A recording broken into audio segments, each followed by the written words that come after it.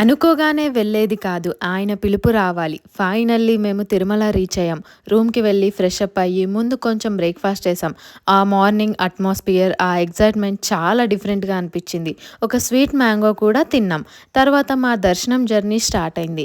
జీప్‌లో వెళ్ళాం. అక్కడ రీచ్ అయ్యాక ఫోన్స్, బ్యాగ్స్ అన్నీ డిపాజిట్ చేసి క్యూ లైన్‌లోకి ఎంట్రీ అయ్యాం. దాదాపు 8 అవర్స్ ఒక కాంప్లెక్స్‌లో కూర్చోబెట్టారు.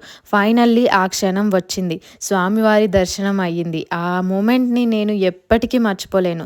స్వామివారిని చూస్తుంటే లిటరల్లీ గూస్ బంప్స్ వచ్చాయి. ఆ ఒక్క దర్శనంతో నా హార్ట్ ఫుల్ అయిపోయింది. I felt so happy, so peaceful. ఒక చిన్న స్టోరీ చెప్తాను. దాదాపు 25 డేస్ బ్యాక్ నాకొక ఆల్మోస్ట్ ఈ జర్నీ అండ్ స్వామివారు నా డ్రీమ్‌లో కనిపించారు. క్యూ లైన్‌లో నిలబడడం, దర్శనం అన్నీ అప్పుడు అది జస్ట్ ఒక డ్రీమ్ అనుకున్నా.